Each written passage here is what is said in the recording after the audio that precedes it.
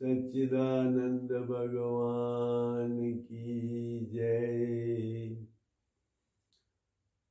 विचार करें कि हम जो दिखाई दे रहे हैं वो है जो, या जो देख रहा है वो है।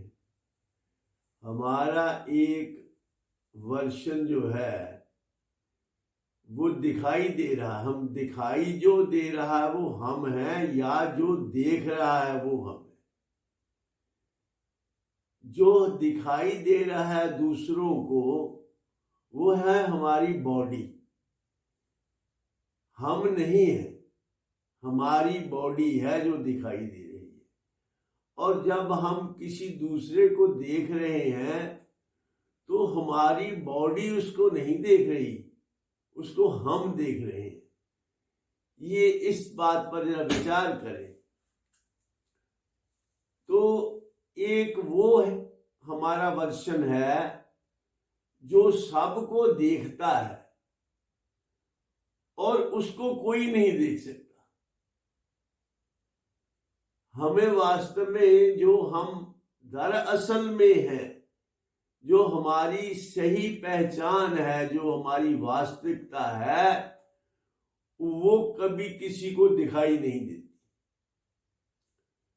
जब रामायण में जब बाली को भगवान राम ने छुपकर तीर मारा और बाली की मृत्यु हो गई, तो बाली की जो पत्नी थी वो बहुत विलाप कर रही थी और भगवान राम को ही बुरा भला कह रही थी, तुमने तो धर्म की खातिर अवतार धारण किया है, तुम तो भगवान हो, फिर तुमने मेरे पति को छुपकर क्यों मारा। तो भगवान राम ने कहा कि कौन सा है तुम्हारा पति इसमें, जिसको तुम पति अगर मानती हो, इस शरीर को पति मानती है, तो ये तो तुम्हारे सामने पड़ा है, इसको तो मैंने मारा नहीं, ये तो पड़ा है, ठीक ठाक है ये तो। और दूसरा जो इसमें से निकलकर जो तत्व गया है, अगर तुम उसको अपना पति मानती हो तो उसको तुमने कभी देखा ही नहीं।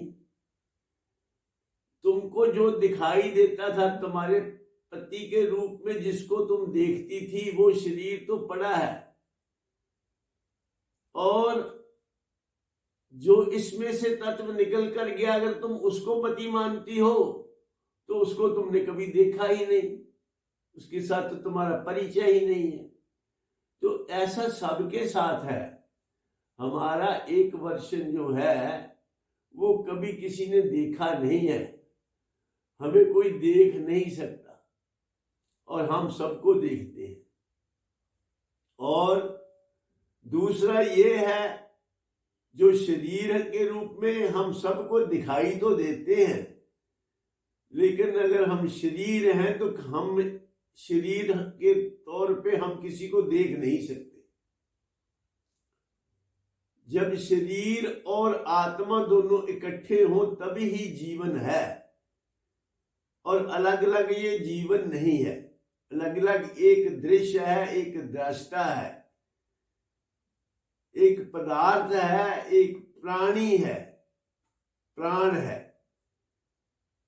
तो हम अपने आप को क्या मानते हैं, इस पर ही हमारा सारा जीवन का जो फिनोमिना है, जीवन का जो हमारा विचार है, जीवन के बारे में हमारी जो धारणा है, वो इस बात पर ही डिपेंड करती है कि हम अपने आप को ठीक प्रकार से जानते हैं कि नहीं जानते। अगर हम अपने आप को शरीर मानते हैं तो शरीर के गुण धर्म जो हैं वो तो यही है कि शरीर एक समय पैदा होता है और फिर बढ़ता है, फिर जवान होता है, फिर बूढ़ा होता है, फिर मरता है। ये तो शरीर की अवस्थाएं हैं। और अगर हम अपने आप को आत्मा मानते हैं तो आत्मा का न कभी जन्म होता है, न आत्मा में कभी कोई तब्दीली आती है, और न आत्मा की कभी मृत्यु होती है। भगवान ने गीता जी में दोनों के बारे में बताया है। अंतवंत इमे देहा नित्य योक्ता शरीरना अनाशिनो अप्रमेयस्या तस्माद युद्धस्व भारत। कि ये जो अविनाशी आत्मा है, इसको मिलने वाले जो शरीर हैं वो अंतवंत है, आदि अंत वाले हैं। एक समय शरीर नहीं होता और एक समय शरीर होता है। हम शरीर के बगैर भी हैं, रहे हैं शरीर के बगैर, और बाद में फिर शरीर के बगैर हो जाएंगे।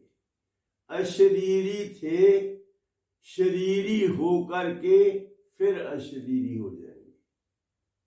अव्यक्तादीनि भूतानि व्यक्त मध्यानि भारत अव्यक्तानि दिनानि एव तत्र का परिदेवना। गीता जी के दूसरे अध्याय का 28वां मंत्र। सभी प्राणी पहले अव्यक्त होते हैं। अव्यक्त मीन्स वो दिखाई नहीं देते, होते हैं लेकिन दिखाई नहीं देते। और अव्यक्त से फिर उनकी व्यक्त दशा होती है जब वो दिखाई देने लगते हैं, और फिर अव्यक्त दोबारा व्यक्त हो जाते हैं। अव्यक्त से व्यक्त और व्यक्त से अव्यक्त की ओर ये सारा संसार ऐसे चल रहा है। तो इसके लिए भगवान कहते क्या शोक करना, जब ये सिलसिला ही ऐसा है, ये जीवन का फिलॉसफी ही जीवन की ऐसी है, ये एक प्रोसेस है। तो इसको मान लेना, समझ लेना, और मानकर समझकर शोक नहीं करना, क्योंकि सब चीज जो है बदलती जा रही है।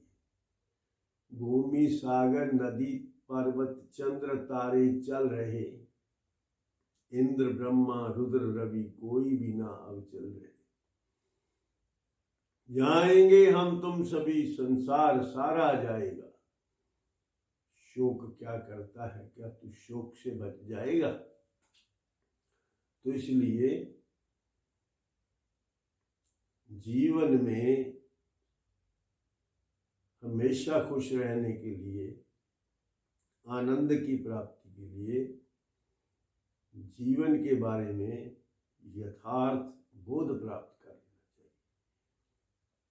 यथार्थ बोध यही है कि हम अपने आप को ठीक प्रकार से जान लें कि हम हैं कौन।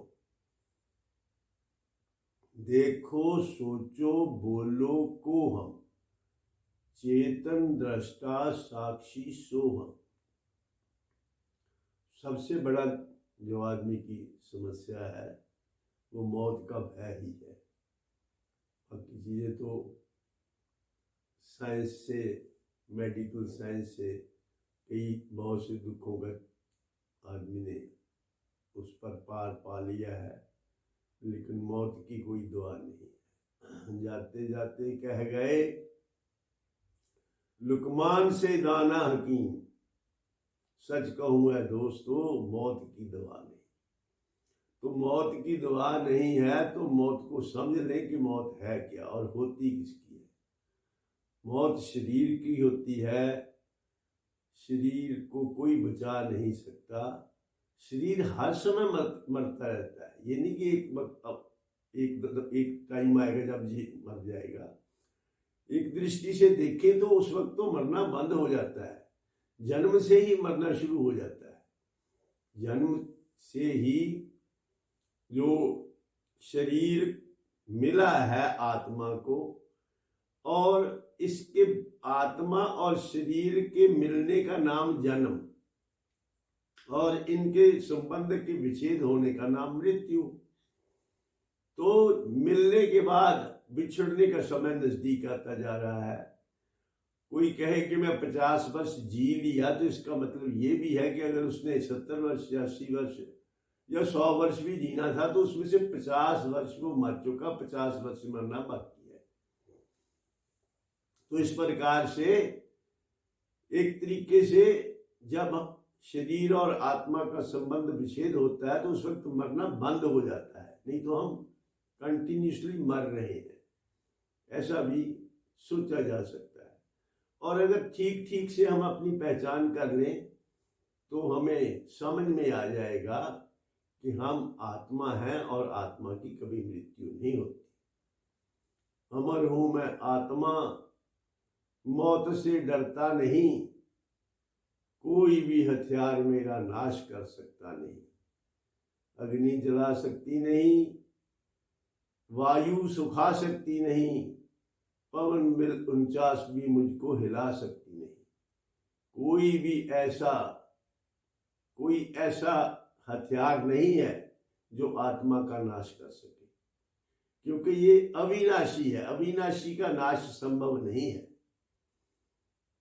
तो ये जानकर अपने आप को आत्मा जानकर अपने आप को अमर मानकर सदैव प्रसन्न रहने का अभ्यास करना चाहिए।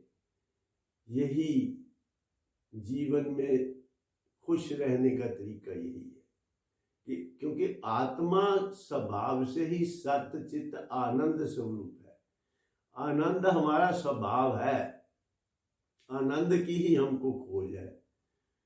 हम खोज रहे हैं अपने आनंद को बाहर, जबकि है ये भीतर। तो इसलिए सभी साधु संत, सभी जो ज्ञानी पुरुष हैं, सभी ग्रंथ जो यही कहते अंदर की तरफ मुड़ो, टर्न इनसाइड, अंतर्मुखी सदा सुखी। तो अंतर्मुखी कैसे होना, इसकी चर्चा अगले एपिसोड में करेंगे। इन शब्दों के साथ मैं अपनी वाणी को विराम देता हूँ और आप सबके कल्याण की कामना करता हूँ। सर्वे भवन्तु सुखिनः, सर्वे सन्तु निरामयाः, सर्वे भद्राणि पश्यन्तु मा कश्चित्